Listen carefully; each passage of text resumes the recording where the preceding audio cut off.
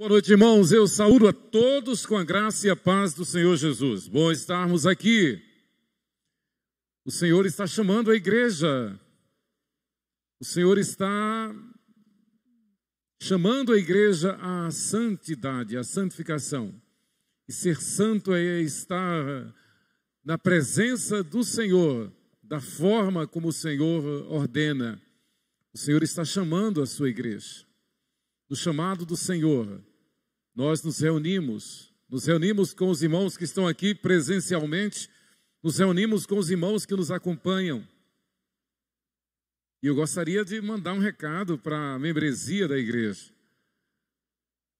O ideal é que todos estejam participando, seja presencialmente, seja online, acompanhando pela internet.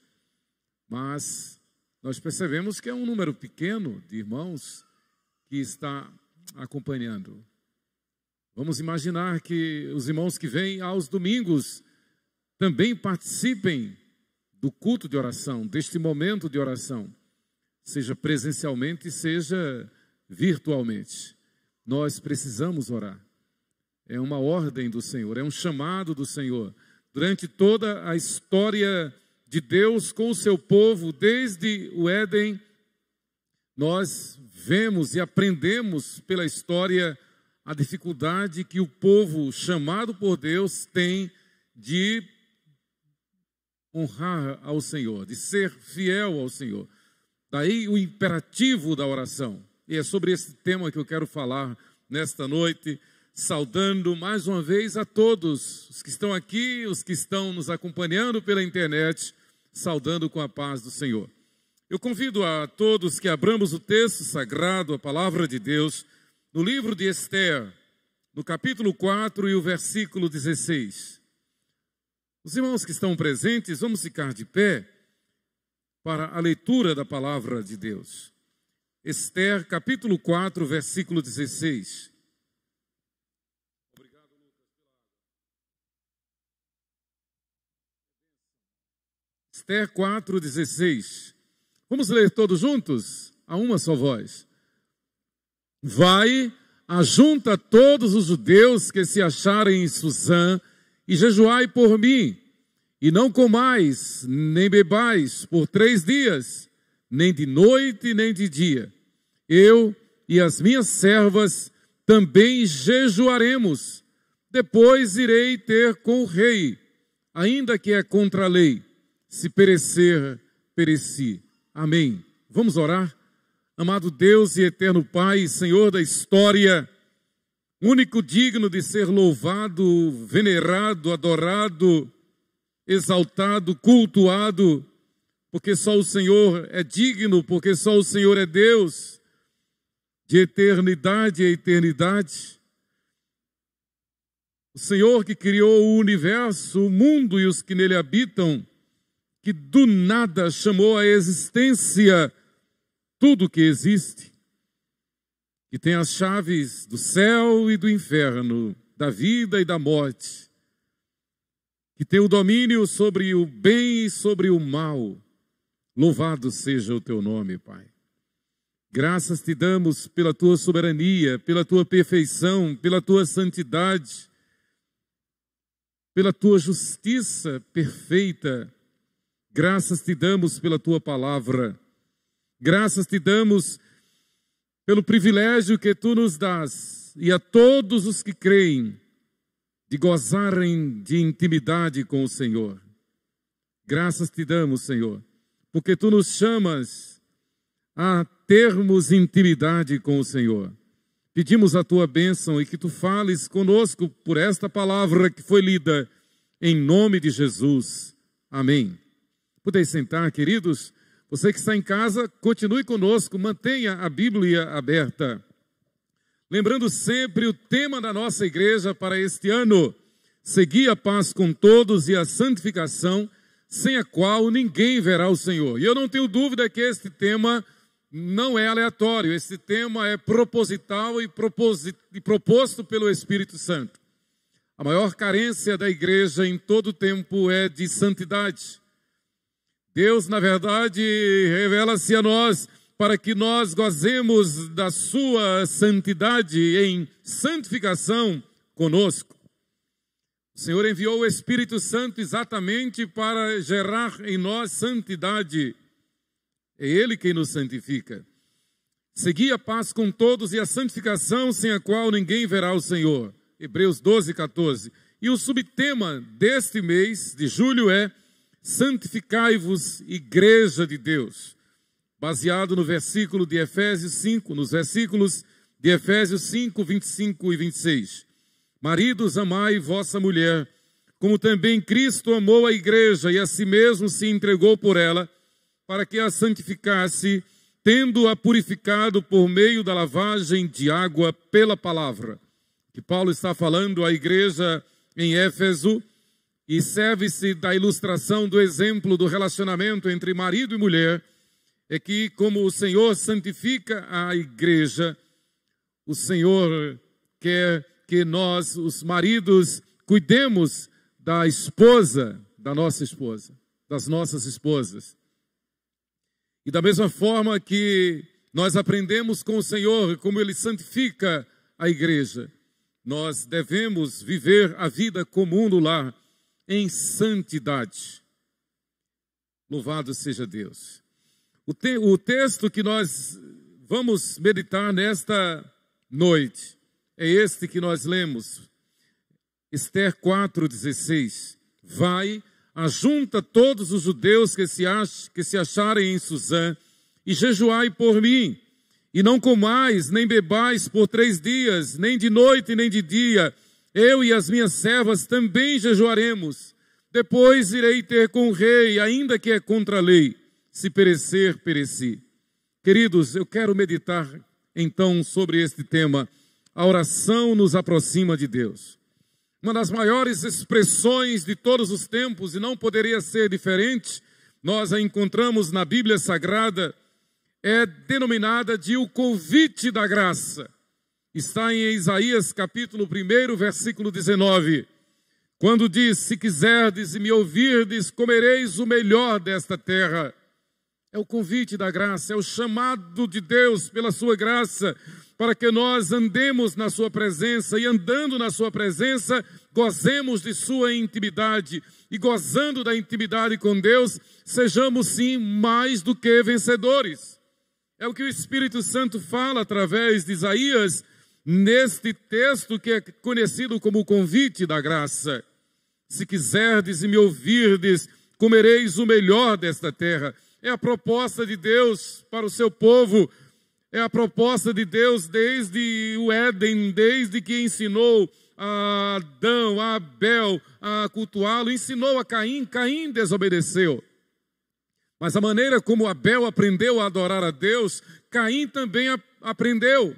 E isto é significativo, isto é simbólico. Os dois aprenderam.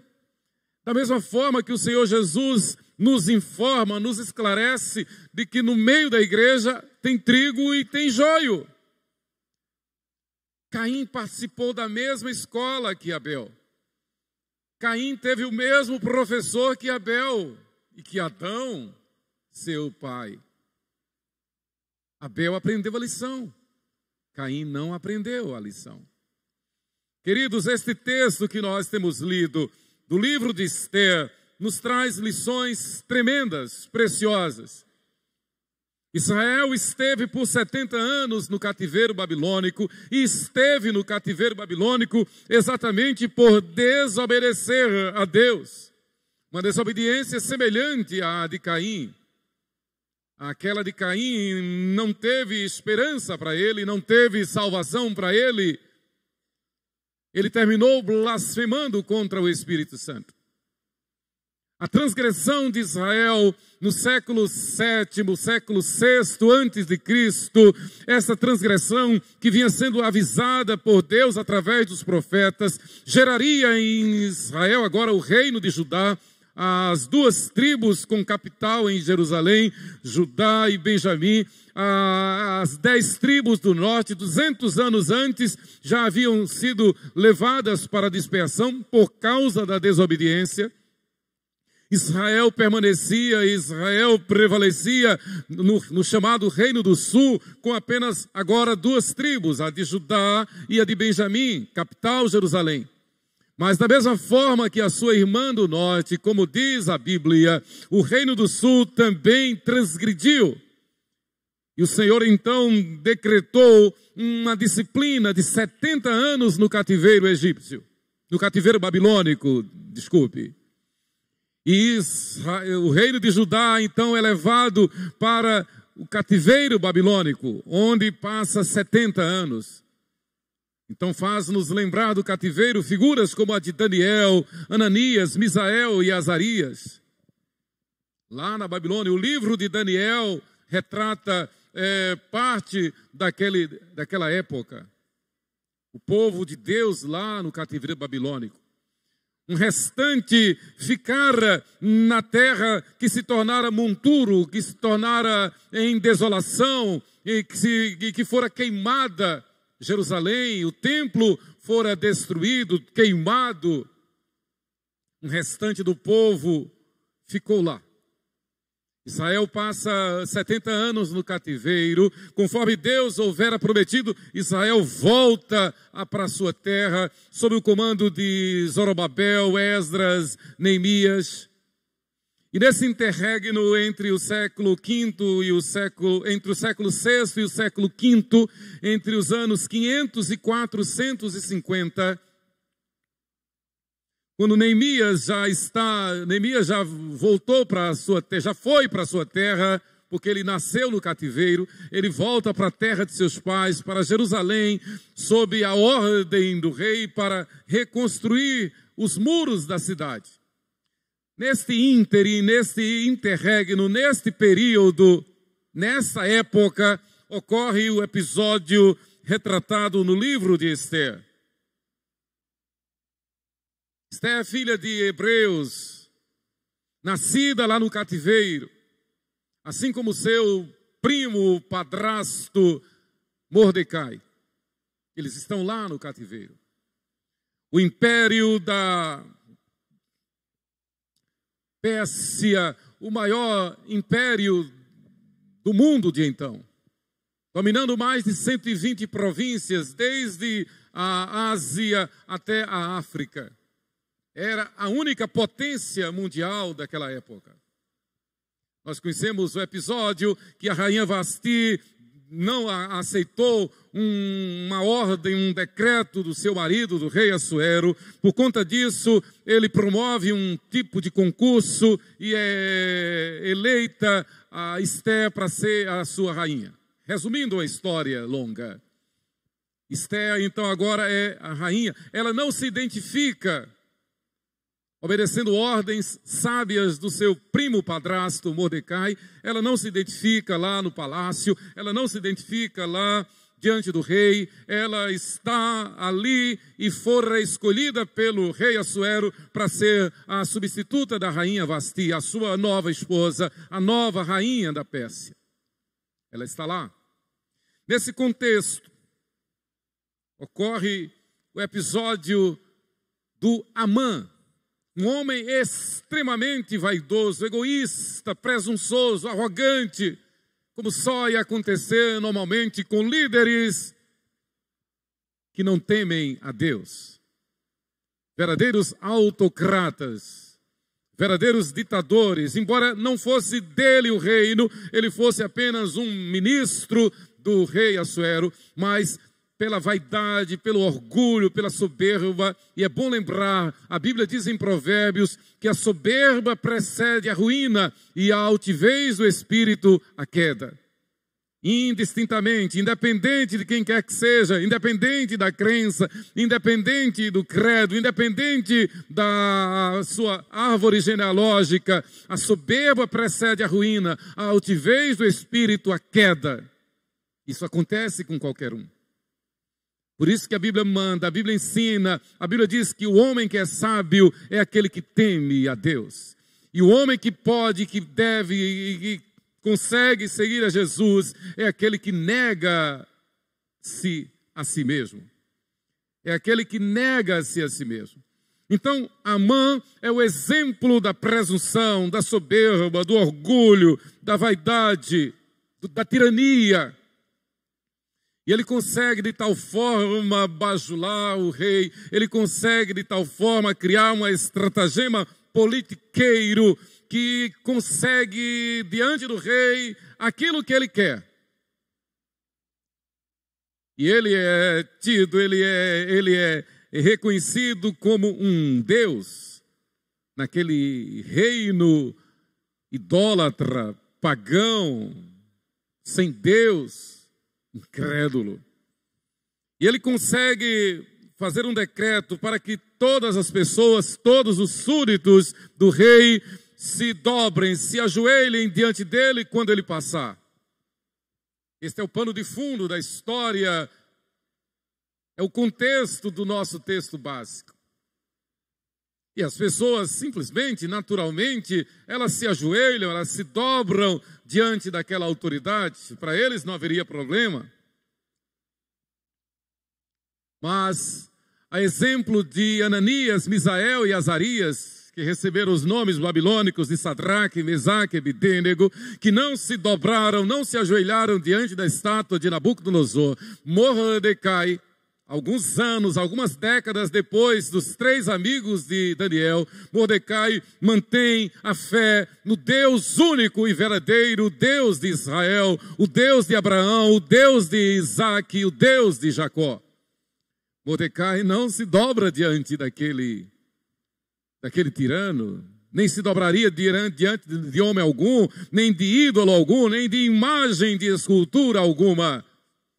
O fiel servo de Deus só venera, o fiel servo de Deus só louva, o fiel servo de Deus só cultua, o fiel servo de Deus só teme, só adora ao Deus único e verdadeiro e em espírito e em verdade.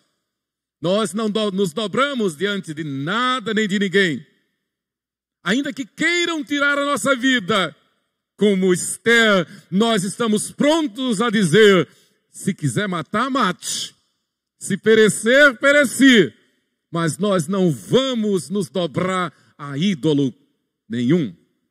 Nós só nos dobramos diante do Eterno. Ainda que venha uma lei contra a nossa fé, nós não cederemos, porque, como diz Pedro e João lá em Atos dos Apóstolos, antes importa obedecer a Deus do que aos homens. Honramos as autoridades, oramos pelas autoridades, respeitamos as autoridades, mas nós não vamos nos dobrar diante de leis que firam as sagradas escrituras. Nós não vamos negar o que a Bíblia ensina, nós não vamos rasgar Romanos capítulo 1. Deus fez o homem e a mulher, Deus fez o macho e a fêmea, Deus instituiu a família, Deus fez o homem para ser o cabeça do lar, Deus fez a mulher para ser a sua auxiliadora idônea, Deus instituiu o casamento, Deus que instituiu, criou o casamento para que homem e mulher, marido e mulher, o casal, vivam a vida comum no lar em santidade, temendo ao Senhor. Israel desobedeceu. As 10 tribos do norte foram para a dispersão por causa da desobediência. As 2 tribos remanescentes foram para o cativeiro por causa da sua desobediência. Deus, pela sua graça, pelo convite da graça, chama o remanescente de volta, levanta homens piedosos como Esdras, Zorobabel, Neemias, para reconstruir o templo, reconstruir os muros de Jerusalém, trazer um reavivamento para a igreja lá no Antigo Testamento, da mesma forma que Deus levantou homens como John Hus, homens como Wycliffe, homens como Martinho Lutero, Calvino, Ulricus Zwinglio, homens que Deus levantou para trazer reforma, reavivamento, homens como Deus tem levantado, pastor Lucas, os presbíteros da igreja, reverendo Roberto Brasileiro na nossa amada igreja presbiteriana do Brasil, homens que Deus tem levantado para sustentar a fé, para pregar essa doutrina, para honrar o nome de Deus numa igreja que honra a Deus, que teme ao Senhor. Interessante alguns detalhes do livro de Esther. No livro de Esther não tem o nome Deus, é o único livro na Bíblia que não tem o nome Deus, não tem o substantivo Deus.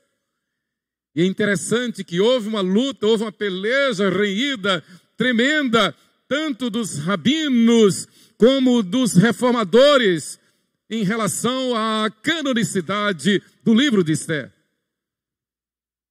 Então, na época do primeiro século da história da igreja, quando estava sendo compilado, organizado, antes mesmo do cristianismo, os rabinos, eles tiveram dificuldade em aceitar o livro de Esther como um livro canônico, inspirado pelo fato de não ter o nome Deus. Mas o melhor da história é que, apesar de não ter o nome de Deus, todo o livro de Esther é um testemunho da graça e do poder de Deus, do temor a Deus que devemos ter. O livro de Esther também não fala a palavra oração, mas a história, se nós pudéssemos resumir a história de Esther, nós não teríamos outra palavra senão dizer que é um testemunho de oração. X da questão, o divisor de águas no livro de Esther é exatamente esse versículo 16 do capítulo 4. Quando Esther toma ciência, toma conhecimento de que aquele Amã, pelo fato de Mordecai não se dobrar diante dele, e ele sabendo qual a genealogia, ele sabendo qual a nacionalidade de Amã, um judeu, um hebreu, então ele vai ao rei, ele usa de uma politicagem terrível, ele usa de um estratagema diabólico, ele consegue fazer com que o rei edite um decreto condenando à morte em tal dia todos os judeus. E o rei não apenas faz o decreto, como coloca o selo do seu anel. Tanto que quando Esther apela ao rei, ele diz: eu não posso reverter porque tem o meu selo. E o rei não podia ir contra a sua própria palavra. Aquele Amã consegue isso pelo fato de que Mordecai é um judeu, mas não é simplesmente o fato de Mordecai ser um judeu, não é simplesmente o fato de nós dizermos que somos cristãos. O que nos identifica com Mordecai, o que nos identifica com Abel, o que nos identifica com José no Egito, com Moisés libertando o povo do Egito, o que nos identifica com Gideão e os seus 300, o que nos identifica com Débora, o que nos identifica com os fiéis servos de Deus, é que, independente das circunstâncias, nós levamos Deus a sério, nós honramos Deus. Como diz o apóstolo Paulo, seja Deus verdadeiro e mentiroso todo homem. Ou seja, acima de todos, acima de tudo, é Deus conosco. Nele nós vivemos e nos movemos e existimos. Ele é a razão do nosso viver. A razão do nosso viver não são as circunstâncias, não é a saúde, não é a casa, não é o trabalho, não é o salário, não é a fama, não é a beleza, não é a saúde, não é o acaso, não é a sorte. A razão do nosso viver é uma só: Deus em nós, a esperança da glória. É por isso que o apóstolo Paulo diz: quer comais, quer bebais, ou façais qualquer outra coisa, fazei tudo para a glória de Deus. Se não for para a glória de Deus, não vamos fazer. Se não for para a glória de Deus, nem pense, nem tente. Mas se for para a glória de Deus, vá até as últimas circunstâncias. A Mordecai aprendeu com Deus, assim como Abel aprendeu a cultuar a Deus, assim como Abraão aprendeu a cultuar a Deus e não questionou seu sobrinho Ló. Ló preferiu aquela terra, embora não fosse sua, fosse do seu tio Abraão, mas para não ter contenda, Abraão abriu mão, Abraão liberou, porque antes importa obedecer a Deus. Não ao instinto, não às circunstâncias, não às coisas materiais. Maior é aquele que supre em nós cada uma das nossas necessidades. E é melhor a gente abrir mão de coisas deste mundo, obviamente, claro, do que desprezar a misericórdia de Deus. É melhor descansar na misericórdia de Deus. É melhor descansar na fé em Deus. Então, embora o livro não fale nem o nome de Deus, nem fale a palavra oração, o livro de Esther é um tratado de oração. Os historiadores e os comentadores bíblicos dizem que o que aconteceu no tempo de Esther, o que está registrado no livro de Esther, o que aconteceu contra os judeus, foi algo semelhante ao que Hitler fez contra os judeus no século passado. Onde Hitler matou pelo menos 6 milhões de judeus e houvera decretado a extinção dos judeus. O que alguns ainda hoje decretam a extinção dos judeus. Tem muita gente decretando. Mas o judeu é um remanescente. É o povo de Deus.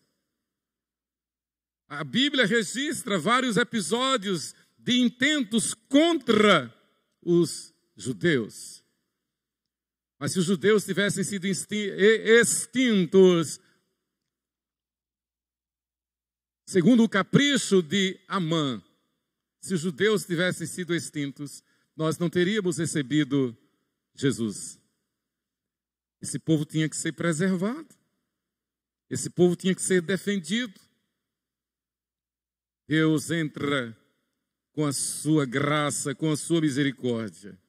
Interessante que quando então Mordecai toma conhecimento do decreto de morte, de pena de morte, de extinção de todos os judeus em todo o império, e leia-se em todo o mundo, porque o império persa dominava o mundo todo, e onde houvesse um judeu, a sua morte estava decretada.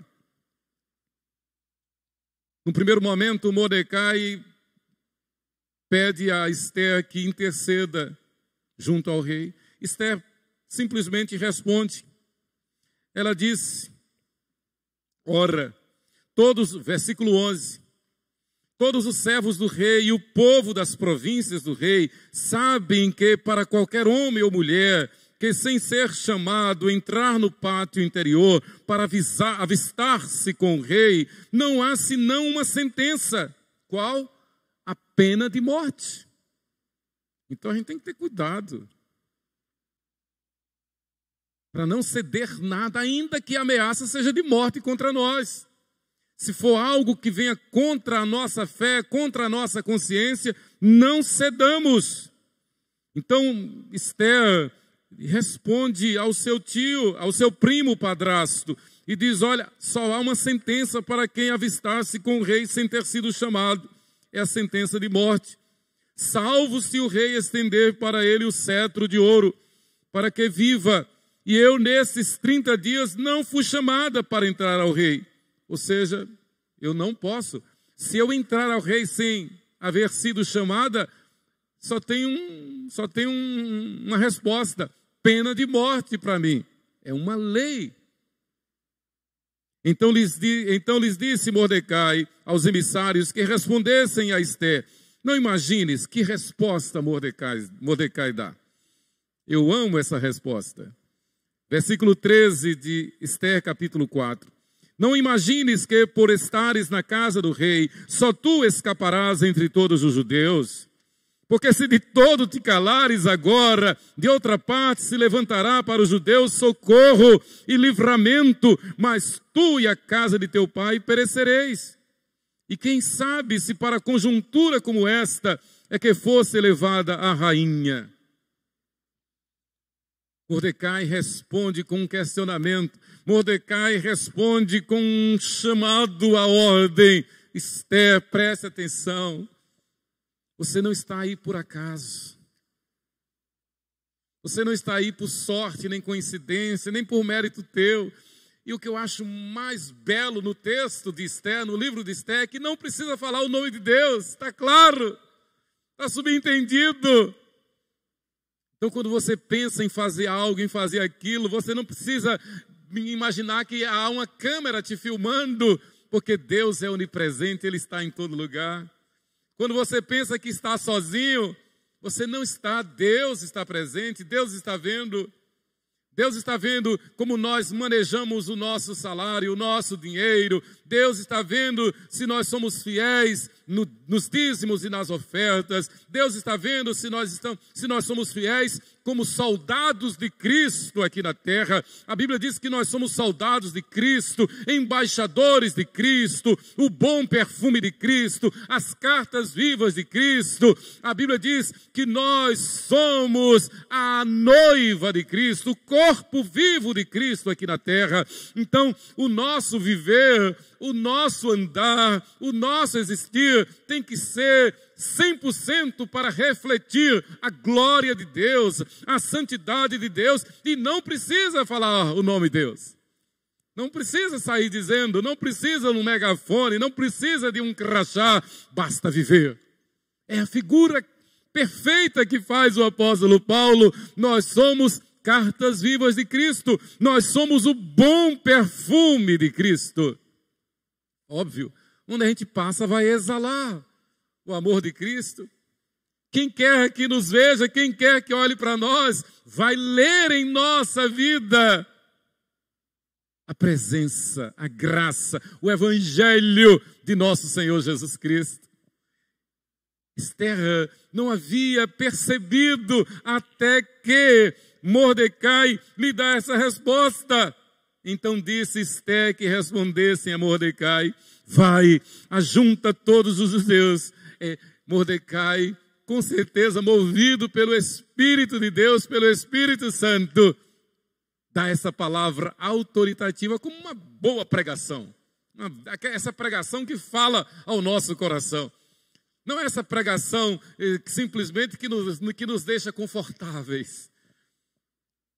Há um movimento no mundo todo, no meio evangélico, que acha que a pregação tem que ser para afagar o nosso ego, para nos fazer ficar mais confortáveis. A pregação é para que a palavra de Deus penetre no nosso coração e nos tire de nossa zona de conforto, para que a gente saiba, para que a gente reconheça que a gente precisa servir mais e melhor ao Senhor Deus. Para que a gente saiba, reconheça que precisa ser mais presentes, mais submissos, mais abnegados, mais dedicados, mais consagrados, mais voluntários. Ontem, conversando com um abençoado casal aqui no gabinete, e um casal que tem idade de ser meus filhos, e eles dizendo, eu achei interessante, pastor Lucas, eles dizendo, olha, no tempo da minha conversão, e eles nasceram na época que eu estava no seminário, né? Então, no tempo da minha conversão, pastor Emanuel, os jovens evangelizavam, os jovens se reuniam para orar, mesmo que não fosse dia de culto, nós íamos para a igreja para orar. A gente se reunia para fazer estudo bíblico, a gente saía pelas praças, a gente saía de casa em casa evangelizando. Isso foi 20 anos depois da minha conversão, porque no tempo da minha conversão, na década de 70, houve esse movimento. Aí eu fiquei pensando, olha, então houve uma repetição daquele movimento da década de 70, no finalzinho da década de 90.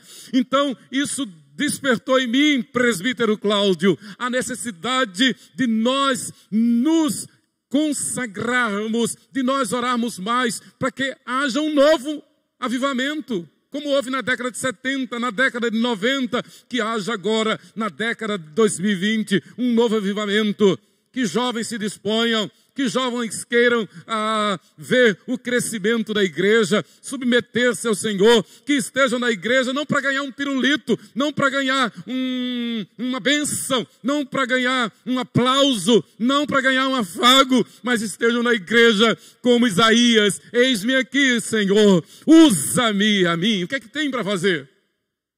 O que é que tem? Aquilo que o presbítero Francisco falou, e falou também aqui no domingo à noite, né? Eu quero ser voluntário na igreja, o que é que tem para fazer? é lavar um banheiro, é varrer um pátio, é cuidar do jardim, é trocar uma lâmpada. Eu estou aqui para servir ao Senhor. Então, Mordecai, pelo poder do Espírito Santo, ele fala e Esther percebe, Esther entende.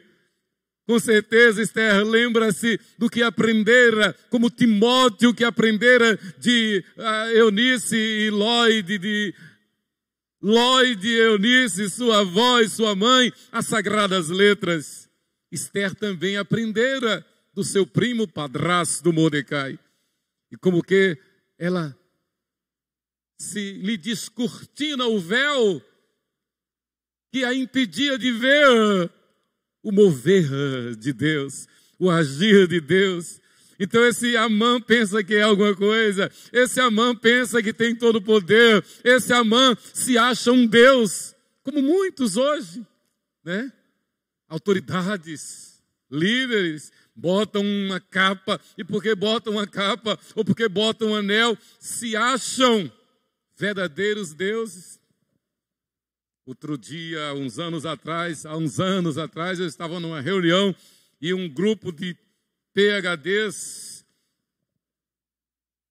ainda que parecesse que estivessem brincando, mas não se brinca com coisa séria, eles diziam, nós vamos agora entrar, e as portas vão se abrir, e eu entrar na sala da reunião, e quando as portas se abrirem, vamos entrar nós, os PhDeuses. Misericórdia. Olha, quem busca glória para si é comido de bichos, como aconteceu com Herodes. A soberba precede a ruína, a altivez do espírito a queda. Deus tenha misericórdia de nós. Esther não se deixa levar pela vaidade, Esther não se deixa levar pela soberba, Esther traz à memória aquilo que pode lhe dar esperança. Com certeza, Esther lembra-se das sagradas letras que aprendera desde a sua infância com o seu primo padrasto Mordecai.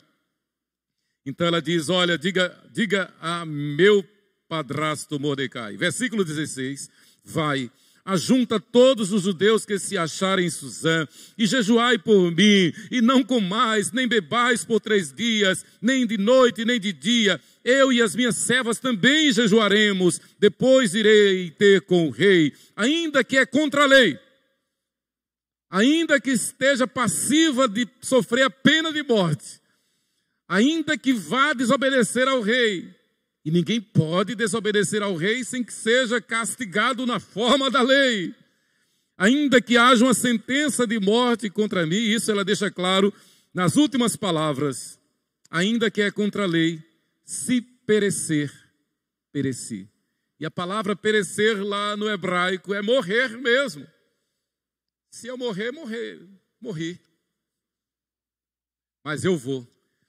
Em outras palavras, eu não vou desonrar ao meu Deus, nem a igreja do meu Deus. É exatamente isso. Israel é a igreja de Deus do Antigo Testamento. E aí a gente não pode negar a importância do que escreveu esse best-seller, Charles Sheldon, quando ele escreveu em seus passos que faria Jesus. Claro.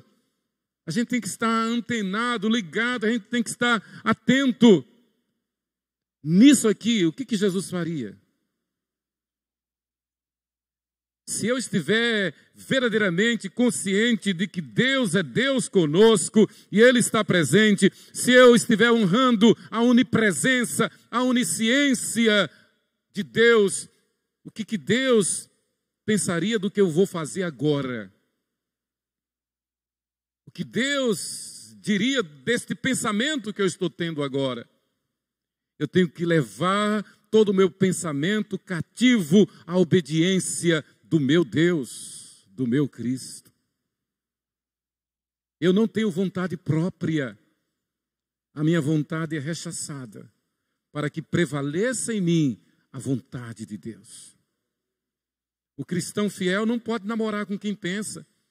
O cristão fiel não pode namorar de qualquer jeito. O cristão fiel não pode usar roupa de qualquer jeito. O cristão fiel não pode administrar o dinheiro de qualquer jeito. O cristão fiel não pode usar o corpo de qualquer jeito. O cristão fiel não pode macular o corpo que é templo do Espírito Santo. O corpo não é a vitrine para satisfazer aos olhares de quem quer que seja, nem do seu dono. O corpo é templo do Espírito Santo. Nós temos que nos consagrar em espírito e em verdade. Nós temos que nos consagrar física e espiritualmente. O que nós temos não é nosso. Nós somos mordomos de Deus. São dádivas que Deus nos dá para que nós administramos. Então, Esther passa a ter essa consciência. E embora o texto não fale orar, mas está deduzido, está muito claro que o que ela vai fazer nesses 3 dias e 3 noites de jejum é exatamente buscar a direção de Deus, buscar a bênção de Deus, buscar a resposta de Deus. E não tem coisa melhor do que nós buscarmos a resposta de Deus. Não tem coisa melhor do que saber que tem alguém orando por nós. Eu digo aqui o meu testemunho, pessoal de Emanuel. Uma das coisas que mais me agrada é quando alguém diz: eu estou orando por você. Eu nunca esqueço de uma ovelha que Deus me deu, Dona Antônia Maria da Silva. Antônia Maria da Silva. Quando eu fui para o seminário, ela já tinha quase 90 anos, 80 anos, tinha mais de 80 anos, quase 90. Ela faleceu depois que eu voltei aqui para Aracaju, já estava aqui na 12 de agosto, faleceu aos 106 anos de idade, lúcida. Poucos dias antes eu tinha visitado Dona Antônia. Mas desde que eu fui para o seminário, eu tenho uma foto com ela. No dia que eu estava indo para o seminário, ela disse: meu filho, eu vou orar por você. E toda vez que eu vinha de férias, toda vez que eu vinha no seminário aqui para 13 de maio, Dona Antônia dizia: eu oro por você diariamente. Toda noite eu estou orando por você. Eu estava lá em Itabuna e eu escrevia, não tinha telefone, eu escrevia para Dona Antônia e ela respondia para mim dizendo: meu filho, eu não canso de orar por você. Eu sei que havia outras, mamãe mesmo, havia outras pessoas orando, mas fora mamãe, além de mamãe, as orações de Dona Antônia me marcaram muito. Esther manda que ordena ao seu padrasto, aconselha ao seu padrasto Mordecai. Ela é a rainha, ela é das maiores autoridades no império, mas ela é submissa ao rei. Então ela manda esse conselho para o seu primo padrasto Mordecai: reúne todo mundo, 3 dias de jejum, 3 dias e 3 noites de jejum e oração. E aí eu vou. O texto diz, no primeiro versículo do capítulo 5, ao 3º dia, Esther se aprontou com seus trajes reais, e se pôs no pátio interior da casa do rei, defronte da residência do rei. O rei estava sentado no seu trono real, fronteiro à porta da residência, providência divina. Quando o rei viu a rainha Esther, o rei não sabia de nada, o rei era um ímpio, era um incrédulo, pagão, idólatra. Quando o rei viu a rainha Esther parada no pátio, alcançou ela favor perante ele. Este favor é dom de Deus, é graça de Deus, é a misericórdia de Deus. Alcançou Esther favor perante ele. Estendeu o rei para Esther o cetro de ouro que tinha na mão. Esther se chegou e tocou a ponta do cetro. Aí está decretada a vitória e a resposta às orações de Esther e de Mordecai e de todo o povo que se reuniu para jejuar e orar 3 dias e 3 noites. Queridos, eu quero concluir deixando algumas aplicações.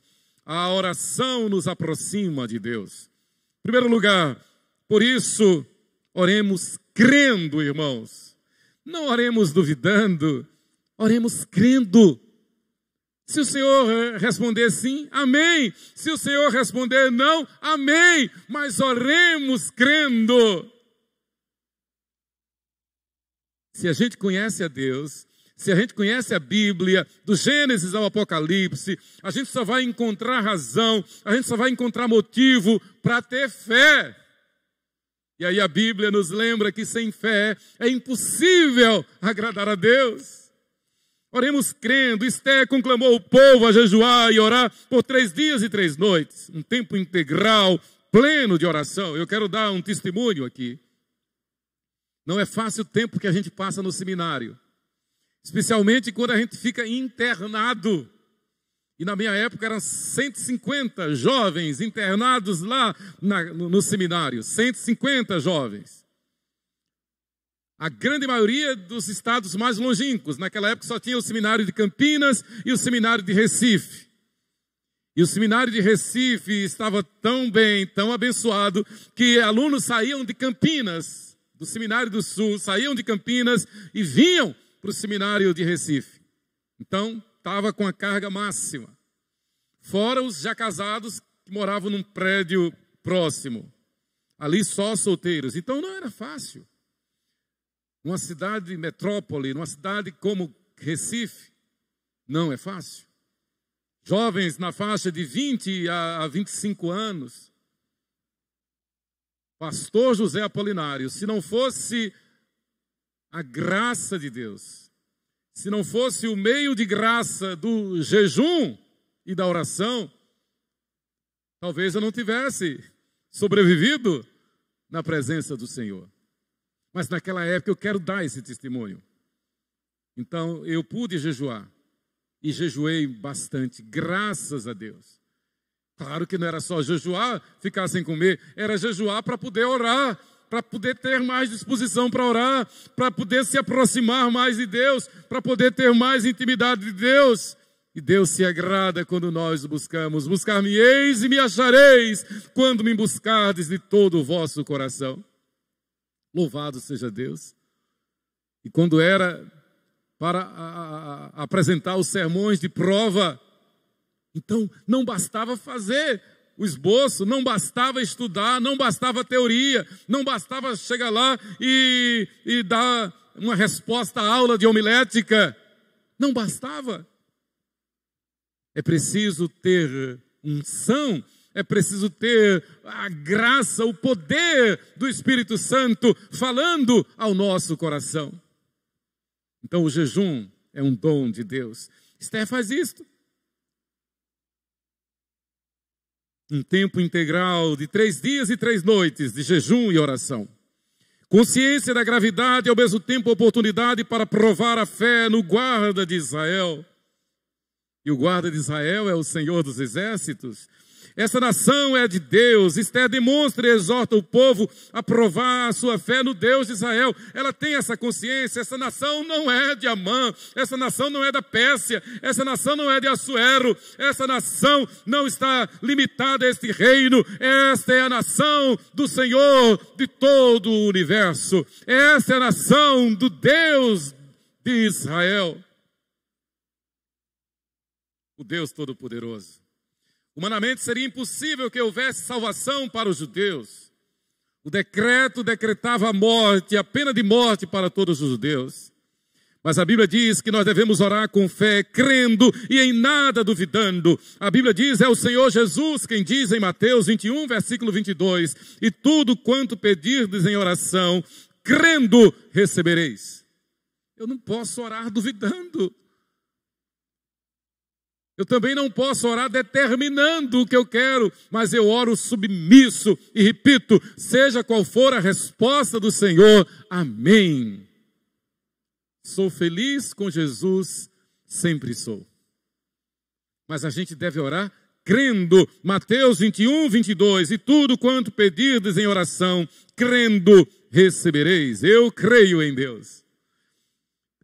Tiago, no capítulo 1, no versículo 6, ele diz, peça, porém, com fé, em nada duvidando, pois o que duvida é semelhante à onda do mar, e eu gosto demais dessa figura que Tiago faz, porque ela é elucidativa, ela é didática, ela é muito clara. Quem pede duvidando é semelhante à onda do mar, impelida e agitada pelo vento, e não suponha este homem que receberá do Senhor coisa alguma. Em segundo lugar, a oração nos aproxima de Deus, primeiro porque por isso devemos orar crendo. Segundo, oremos com determinação. Se a oração nos aproxima de Deus, então façamos isto com galhardia, façamos isto com ousadia, façamos isto com intrepidez, oremos com determinação. Vamos orar. Vamos orar. Citando mais uma vez o seminário, uma das boas lembranças do tempo do seminário é do irmão, esqueci agora o nome dele, só lembro do apelido, Bigode. Bigode. Bigode morava em Recife mesmo, então ele não era interno, ele apenas frequentava as aulas, não era interno, ele residia em Recife. E ele era muito ligado a Augustus Nicodemos, eles chegavam juntos, Nicodemos na sua moto e Bigode na garupa. Ele era da turma de Augustus Nicodemos. 2 anos, 1 ano na minha frente, da nossa turma. Mas quando o Bigode chegava, a gente podia estar onde fosse, ali no pátio, ali no hall de entrada das salas, no refeitório. Quando o Bigode chegava, a primeira coisa que ele falava botar a mão no nosso ombro e dizia: vamos orar. Já era um chavão, vamos orar. Que coisa boa. Quando nós estivemos em Seul, lá na Coreia do Sul, o que mais me marcou, além da igreja que tem vida de oração, é que em vários lugares da cidade, nos pontos de ônibus, nas praças de alimentação dos shoppings, no metrô, na estação do metrô, em vários lugares, nós encontrávamos um grupo de jovens abraçados, orando. E a gente foi lá a Seul justamente para conhecer o movimento de oração da igreja lá. Esther ora. A Bíblia manda que a gente ore. Então, oremos com determinação. Ainda que é contra a lei, eu irei, diz Esther. Ainda que a autoridade diz, não, eu irei. Porque antes importa obedecer a Deus do que ao homem. E se vem uma lei que fere a nossa fé, que esta lei seja desobedecida. Isso se chama determinação. Determinação que lhe for ensinada pelo experiente e fiel servo de Deus, Mordecai. Nós devemos lembrar que toda a aflição surge devido à determinação de Mordecai. O contexto do livro de Esther é este. A causa do decreto da morte é por causa da determinação de Mordecai em obedecer. Como foram determinados Ananias, Misael e Azarias. Como foi determinado Daniel, quando o decreto dizia não pode orar para outro Deus, senão para os deuses da Babilônia. E Daniel disse, não, eu vou orar para o meu Deus, o Deus de Israel. E ainda com as janelas de casa aberta, para que todos saibam que eu sou fiel ao Deus de Abraão, de Isaque e de Jacó. Por causa da determinação de Mordecai é que veio essa sentença contra os judeus. E não é porque Mordecai foi determinado em ser fiel a Deus, que agora ele vai abrir mão, nada disso, se perecer, pereci. Ora, se Mordecai foi determinado em honrar a Deus sob pena de morte, quanto mais agora, quando a pena de morte já fora decretada. Agora é que eu vou buscar mais a Deus. O que fez Daniel? O que fez João Batista, o que fez Lutero, o que fez Calvino, o que fez John Wesley. E no momento quando se fala tanto no que foi a Revolução Francesa, liberdade, igualdade, liberdade e fraternidade, e propositalmente eles negam, eles escondem o fato de que a Revolução Francesa foi na verdade uma grande carnificina, um banho de sangue.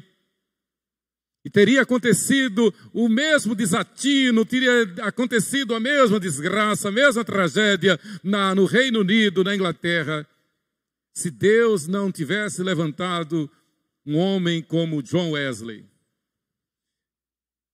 O espírito de revolução, o espírito de confusão, o espírito de insurreição, o espírito de mortandade que esteve sobre a França, esteve também sobre a Inglaterra, mas não aconteceu, porque Deus levantou um homem, John Wesley, para buscar a Deus em oração, e ele reuniu seus colegas universitários para orar, de tal forma, aquele movimento de oração foi ungido, foi forte, que eles foram apelidados de metodistas. Metódicos, puritanos, na verdade, consagrados, porque eles viveram para orar, e eles se reuniam para orar e saíam para pregar o Evangelho. E Deus poupou a Inglaterra da tragédia que acontecera na França. Esther ora, Mordecai ora, e eles vivenciam o que o salmista disse no Salmo 121, eleva os olhos para os montes, de onde me virá o socorro? O meu socorro vem não de Amã, não de Assuero, não da sorte, não do acaso. O meu socorro vem do Senhor, que fez os céus e a terra. Deus está olhando para nós. Deus está cuidando de nós. Deus está fazendo maravilhas na igreja 12 de agosto. E como diz um cântico, se não faz na sua vida é porque você não crê. Deus está fazendo maravilhas. Mas eu preciso terminar. Em terceiro lugar, oremos para a glória de Deus. A oração nos aproxima de Deus. Portanto, oremos crendo, oremos com determinação. E em terceiro lugar, oremos para a glória de Deus. Mais importante, queridos, do que nós, é aquilo que nós representamos. Nós representamos, antes de tudo, o Senhor dos Exércitos, o Deus de Israel. Nós representamos a fé salvadora. Nós representamos o sangue de Jesus que está sobre nós. Nós representamos a igreja, que é a noiva de Cristo. E a Bíblia diz em Efésios 3:10, este versículo tem que estar latente, tem que estar claro na nossa vida e na nossa mente, para que pela igreja a multiforme sabedoria de Deus, para que pela igreja a multiforme sabedoria de Deus seja conhecido agora diante dos principados e potestades. Daí a urgência da igreja evangelizar de todo jeito, da igreja ter a escola dominical, da igreja ter os cultos evangelísticos, os cultos doutrinários, da igreja reunir-se em pequenos grupos, grupos pequenos. E nós estamos orando e trabalhando para isso. Que numa noite, por exemplo, um dia, por exemplo, a igreja esteja reunida em diversos grupos pela cidade, estudando a palavra. E eu creio que hoje é uma das melhores estratégias para se evangelizar.